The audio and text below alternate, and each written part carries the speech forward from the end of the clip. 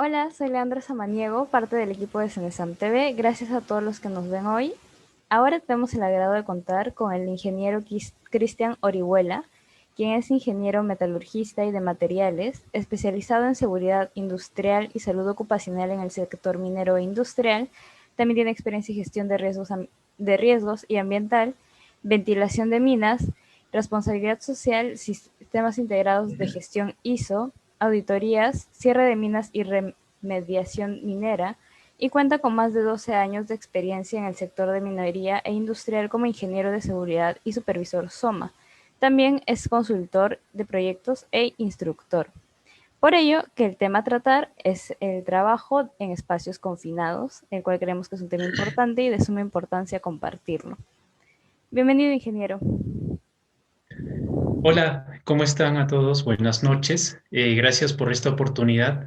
En esta ocasión vamos a presentar un tema muy importante de trabajos de alto riesgo. Antes que nada, ya me presentaron, soy ingeniero especializado en SOMA, ya con una amplia experiencia en full minería, tanto en tajo abierto como en minería subterránea. Gracias, podemos empezar con la entrevista. Claro. ¿Cómo podemos definir un espacio confinado? Bien, la definición de espacio confinado, según nuestra normativa que tenemos aquí en Perú y también jalamos un poquito de la normativa internacional, nos indica que los espacios confinados son todas esas áreas o espacios donde se encuentra limitado, ¿no? Para poder estar o estar permanentemente durante las horas de trabajo un colaborador. Tiene un espacio limitado, es un espacio también reducido ya que no cabe un trabajador para su comodidad, Ujú. correcto, y sobre todo resaltar que un espacio confinado, una de las características es que se encuentra con gases, ¿no? Indeseables, gases que pueden ser mortales para el colaborador, para el trabajador que entra a realizar sus trabajos dentro de este espacio, de esta área. Normalmente el espacio confinado viene por gases, distintos gases, ¿no? Y antes de eso se tienen que hacer los controles, las mediciones para poder hacer un trabajo libre con un oxígeno, ¿no? De acuerdo a normativa que nos indica. ¿Cuáles son los riesgos potenciales de trabajar en espacios como estos? El riesgo potencial, digamos, de potencial de gravedad Ujú. crítico o mortal que podemos tener en espacios confinados es el gaseamiento. El gaseamiento que se puede dar por cualquier elemento, sustancia gaseosa, ¿no? Que podemos tener durante toda la producción o las labores. Y antes de eso tenemos que nosotros primero hacer un análisis de gases, ¿no? Pero entre otros peligros más que podemos tener dentro de espacios confinados, el más potencial que puede llegar un colaborador a, a, al caso de un accidente mortal es el gaseamiento, ¿no? De distintas sustancias que podemos tener dentro de esta área. Puede ser gases nitrosos, sulfurosos o combinación de estos, ¿no? Y también que puede haber oxígeno, pero en mínima proporción, en mínimo porcentaje. Ese es el principal riesgo mayor, el gaseamiento, los gases. ¿Y qué equipos se pueden utilizar para la seguridad de los trabajadores en este tipo de trabajos de alto riesgo? Ok. Ya como medidas de control, si nosotros recordamos un poquito la jerarquía de controles, nos indican que primero está eliminación, tenemos que eliminar el peligro, sustitución, ¿no? Control, ingeniería, control administrativo y último el EPP adecuado para esta tarea que es espacio confinado. Nosotros podemos usar los EPPs como el respirador de doble filtro, ya sea para gases, para partículas y polvos.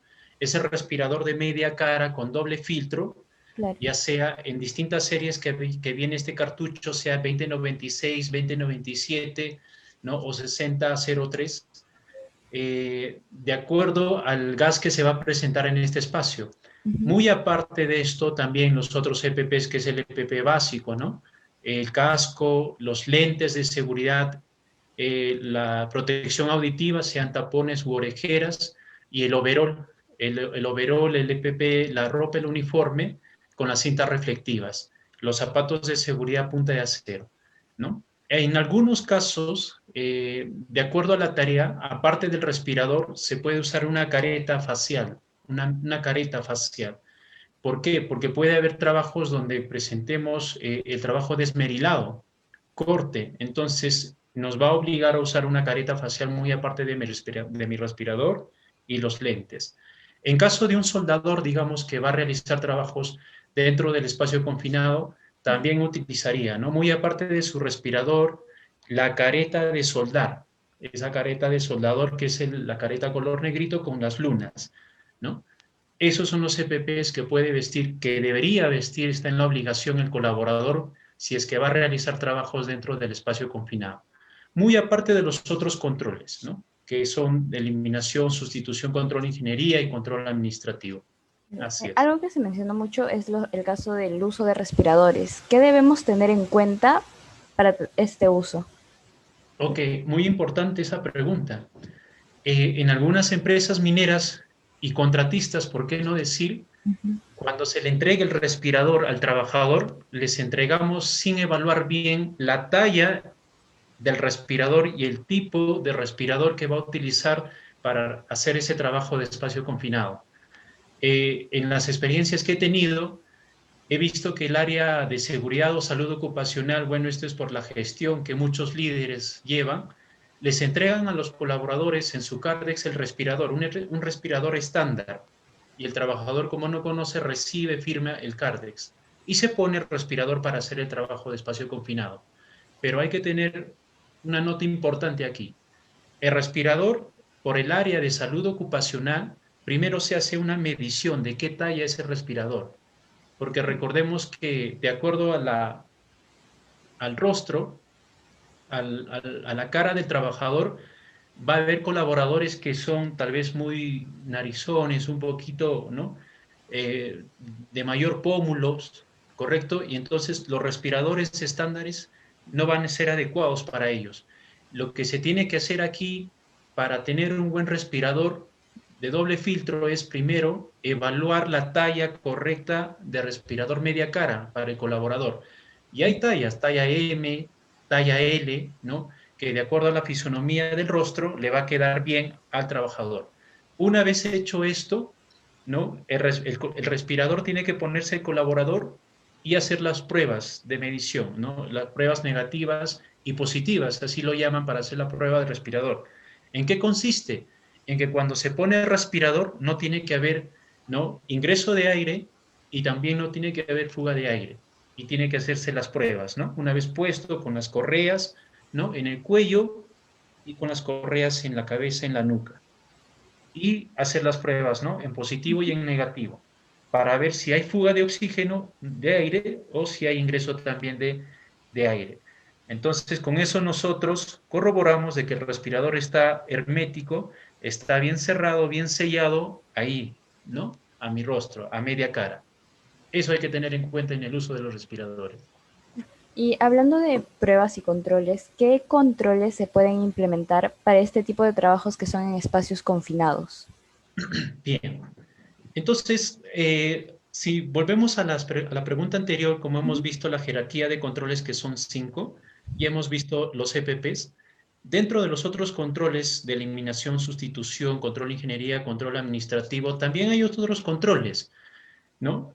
Otros controles, por ejemplo, control de ingeniería, podemos ventilar, podemos implementar un ventilador artificial para poder ventilar el área del espacio confinado mientras se está trabajando adentro, ¿no? Es un ventilador artificial con mangas de filtro que funciona desde afuera hacia adentro del espacio confinado. Entonces, con esto que es ingeniería, el ventilador hace que el trabajador esté pues en un área ventilada. En control administrativo, uno de los controles es que debemos de tener las herramientas de gestión al día y bien rellenadas, autorizadas y firmadas por el supervisor inmediato y con el visto bueno de seguridad, el ingeniero de seguridad. La normativa hoy indica, la normativa minera, que ahora la firma de seguridad no es quien va a aperturar para que inicien el trabajo, sino ya es como un visto bueno, ¿no? En muchas mineras lo hacen como un visto bueno. La firma de seguridad ya no va en un PETAR, en un permiso escrito de trabajo de alto riesgo, que esa es otra herramienta de gestión dentro de controles administrativos, muy aparte del ATS, del IPER-C, de tus procedimientos del estándar, que también nos indica que tenemos que usar este documento que es el PETAR. En este PETAR se rellenan los datos que pide, ¿no? Con los controles, y finalmente ahí se van a firmar los supervisores inmediatos, el encargado ejecutante y el encargado del área, y el visto bueno de seguridad. Como les indiqué, la norma minera 024 y su modificatoria no nos indica que seguridad deba firmar tampoco ahí. Solo ahora son los encargados, los operativos, los ingenieros de procesos, los ingenieros de producción. Pero las minas, ¿qué es lo que hacen? Superan este estándar. Si el estándar, la normativa me indica así, las minas o algunas empresas superan esto, mejoran, ¿no? Y aumentan la firma como visto bueno de seguridad, para que también el ingeniero de seguridad se involucre en este trabajo de alto riesgo. Eso es entre los controles administrativos, ¿no? Muy aparte de señalizar mi área de trabajo, poner mis letreros, ¿no? Prohibir el ingreso de personal, ¿no? No autorizado, mi señalética, poner mis vigías también, mi vigía quien controle el ingreso, ¿no? Y la salida del personal. Mi bitácora, tengo que llevar un control bitácora de ingreso y salida, que es un control para ver quiénes ingresan, a qué hora y quiénes salen y a qué hora salen o a qué hora terminan el trabajo, ¿no? Entre otros controles más, me indica también la supervisión permanente, que quiere decir que como es un trabajo de alto riesgo, tiene que haber un supervisor ahí permanente para que pueda supervisar, asesorar en cualquier tema, ¿no? Con respecto a este trabajo de alto riesgo, ¿correcto? Entonces, el control más importante también dentro de la jerarquía de controles, no olvidemos, es primero realizar mi análisis de gases, el monitoreo de los gases de ese espacio confinado. Entonces, ¿qué es lo que hace el especialista? Agarra el equipo, empieza a medir el espacio confinado, hace el monitoreo de gases y dentro de ese análisis le va a lanzar cuánto es el porcentaje de cada sustancia, de monóxido, de dióxido, de anhidrido sulfúrico, por ejemplo, y de oxígeno, y de otros gases más que hubiere.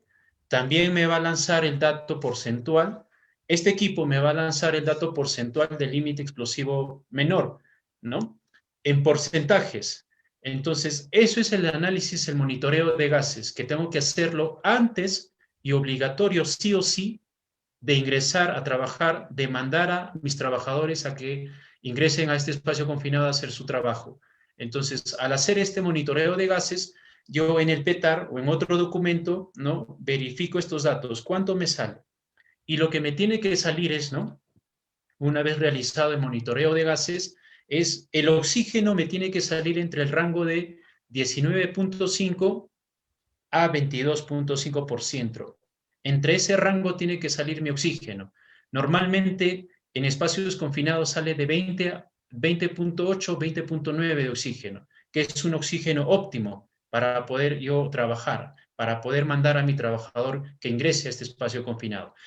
Y el resto de los gases, el resto de las sustancias de monóxido, dióxido y otras sustancias más, otros gases que están dentro del espacio, tiene que salirme en porcentaje 0, 0, 0. Es ahí entonces donde yo tengo mi espacio confinado, realizado el monitoreo de gases y es un área segura para ya poder mandar a mis trabajadores a que realicen su labor. Eso es lo más importante dentro de los controles, ¿no? De medidas de control para poder yo hacer frente a este trabajo de espacio confinado. Ahora, usted mencionó que se tiene que elaborar un documento que es el PETAR. Para elaboración de este, en espacios confinados, ¿qué criterios se deben considerar? Bien. Eh, si nosotros nos basamos a la normativa minera el 024, me presenta el PETAR. En el anexo 18, el PETAR es un formato, es un documento que el 024 me indica, esto es el PETAR, esto tiene que utilizarse para trabajos de alto riesgo, en este caso para espacio confinado. Muy bien, pero las empresas, ¿qué es lo que hacen las empresas mineras, digamos? Este PETAR lo mejoran.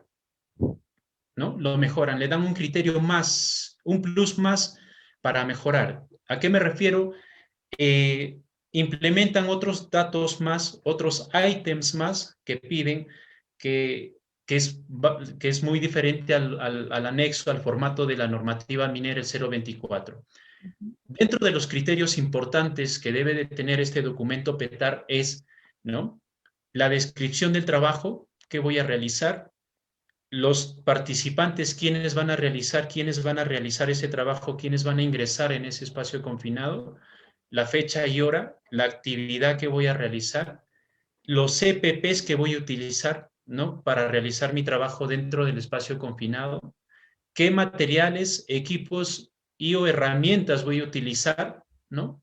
Digamos, voy a utilizar equipos, materiales como mis soldaduras, Celiocor, ¿no? Los supercitos en caso de soldadura, ¿correcto? Ujú. También me va a indicar otro ítem más, los peligros, que puede haber los peligros más relevantes dentro de espacio confinado, muy aparte de lo que son los gases, otros peligros más, ¿no? Sus riesgos y qué controles ahí puedo marcar o ponerlo en check. Esto va a estar plasmado dentro de mi PETAR, ¿no? Y finalmente, también me va a indicar el monitoreo de gases. En algunos PETARes que se considera es el monitoreo de gases, ¿no? ¿A qué hora ha sido? ¿Qué gases se ha medido? ¿Cuál es el porcentaje? ¿Y quién lo está realizando? La firma y nombre del especialista, en este caso del ingeniero de seguridad, o por un especialista, un higienista, ¿no? Eso.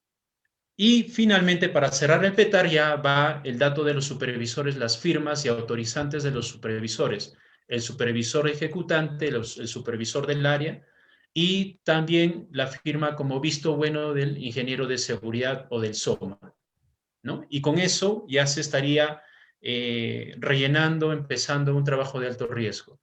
Recordemos una cosa importante aquí. Una vez que yo he rellenado y he realizado mi trabajo de espacio confinado, terminado la guardia, no tengo que dejarlo, no, mi PETAR, este documento, archivarlo sin antes haberlo cerrado. ¿A qué me refiero? Así como aperturé con los trabajadores a qué hora ingresan, a qué hora inician su trabajo y sus datos, nombres, apellidos de los colaboradores, igual, terminado la guardia, tengo que cerrar ese PETAR. Si terminé a las 8 mi trabajo o terminé dentro de 12 horas de trabajo, cierro. ¿A qué hora termino? Y firmo de todos los trabajadores que han ingresado, que han hecho el trabajo de espacio confinado, ¿no? Igual manera, los supervisores cierran ese PETAR. Entonces, estas cositas no lo vamos a ver en el PETAR de la normativa, pero una empresa lo puede mejorar y plasma estos datos, ¿no? Para su mejor gestión, para una mejor gestión de este documento PETAR. Y ahora, ¿cuáles son los errores más comunes de un supervisor de trabajos en espacios confinados? De un supervisor, bien, sí ha habido supervisores que tal vez se les ha pasado, ¿no? Supervisores operativos que se les ha pasado, inclusive hasta ingenieros de seguridad. Y uno de los errores de estos supervisores podríamos mencionar que es que hacen firmar por adelantado y en blanco a los colaboradores. ¿Qué quiere decir? ¿No? Que por tiempo que ya va a comenzar la producción, tienen que iniciar a trabajar, les hacen firmar por adelantado a los trabajadores y recién se ponen a rellenar. Y eso es incorrecto, no debería ser así. El PETAR primero se rellena con los trabajadores y los supervisores inmediato. Y de ahí ya se procede a revisar, se procede a firmar. Y finalmente el visto bueno de seguridad para corroborar y verificar que esté bien rellenado, ¿no? Que esté con las firmas y los colaboradores que van a ingresar y con las firmas de los supervisores. Como mencioné, los supervisores en esto fallan o se les pasan porque por el tiempo y el trabajo mandan a firmar en blanco este PETAR a los trabajadores y se olvidan de un dato.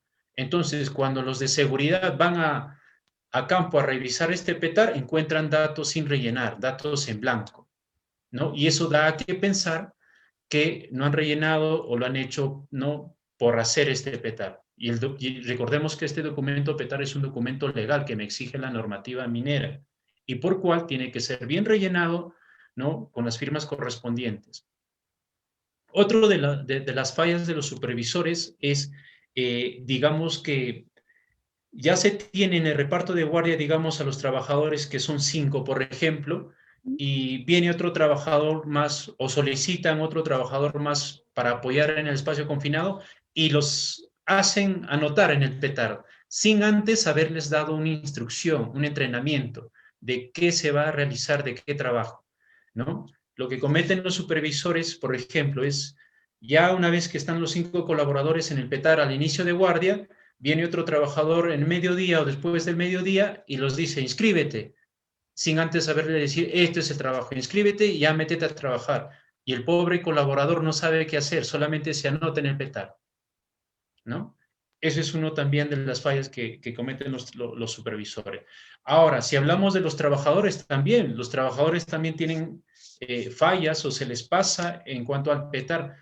Hay trabajadores que se les olvida firmar, que se les olvida poner la fecha, la hora del día que están trabajando, ¿no? Y cuando queremos cerrar, no sabemos si ese trabajador, como no ha firmado, como no ha puesto la hora, no sabemos si ha trabajado o si se ha retirado. No podemos adivinar, ¿ve? Entonces, hay algunos trabajadores que se les pasa eso, ¿no? De igual manera, otro de los errores que cometen es eh, cuando rellenan el petar, a veces fallan, y ahí mismo vuelven a datear, ¿no? Vuelven a escribir, a sobreescribir. Hacen una enmendadura, o como lo llaman en el término subestándar, mandrake, ¿no? Y el supervisor no se da cuenta, y no sabemos si es fecha de hoy o la fecha de mañana. ¿Ve? Eso a veces algunos trabajadores también cometen en el petar, y ese petar que es un documento legal, no se puede hacer eso. Así es. Y ahora para finalizar, ante una emergencia dentro de la jornada laboral, ¿cuáles son las recomendaciones de cómo se debe actuar el personal de rescate? Bien. En caso nosotros estemos trabajando en un espacio confinado y se suscite un evento, Ujú. ¿no? Un evento inesperado por el trabajo, ¿no? Nosotros debemos de tener en cuenta, ¿no? Una vez que hemos hecho nuestro reparto de guardia, la charla de seguridad, que hemos firmado ya los documentos, que la gente ya está en el campo, en el espacio confinado, también debemos de tener en cuenta nuestro plan de preparación y respuesta ante emergencias. Y en ese plan tiene que estar plasmado, ¿no? Cómo actuar ante un evento de rescate dentro de un espacio confinado. Identificar quiénes son mis brigadistas de primera respuesta, ¿no? ¿Quiénes son mis brigadistas de segunda respuesta? Lo más importante, ¿cuál es el número de centro de control o centro de emergencia? Siempre hay un número, ¿no? O un WhatsApp o una radio canal donde yo puedo llamar por la radio troncal o el walkie-talkie y llamar al centro de control o centro de emergencias, si es que se suscite un evento. Y en caso no tengo una radio, tengo mi número de celular para poder inmediatamente reportar a centro de control o centro de emergencia, ¿no? Una vez realizado eso, mi personal de rescate tiene que ir para poder acudir a ese evento, ¿no? Pero mientras tanto, los brigadistas de primera respuesta, que eso sí, ¿no? Dentro de la gestión del ingeniero de seguridad de la línea de mando, que para realizar trabajos en espacios confinados, tiene que haber al menos 2 brigadistas a más, ¿no? ¿Qué pasa si hay un evento? Ya mi brigadista de primera respuesta ya sabe cómo actuar ante este evento. Pero ¿qué pasa si en el grupo de los colaboradores no hay un brigadista? No sabemos qué hacer y hasta llamar a nuestro brigadista va a tomar tiempo y el rescate también va a tomar tiempo, ¿no? Entonces, por criterio profesional, ¿no? Debemos nosotros en nuestros trabajos de alto riesgo, sea altura, excavación y zanjas, en este caso espacio confinado, es que deben haber al menos, digamos, mínimo 2 brigadistas dentro del grupo, ¿no? Si, digamos, vamos a mandar a 6 colaboradores, 2 tienen que ser brigadistas, porque ellos ya saben cómo actuar ante este evento, cómo llamar, reportar, ¿no? A centro de control y inmediatamente venir el personal de rescate. Una vez el personal de rescate está en el lugar de los hechos, en el evento, tiene que venir ya con su equipo preparado, ¿no? Como es un rescate, tiene que venir con su trípode, ¿no? De salvataje, sus cuerdas, sus ganchos, mosquetones, eslingas, ¿no?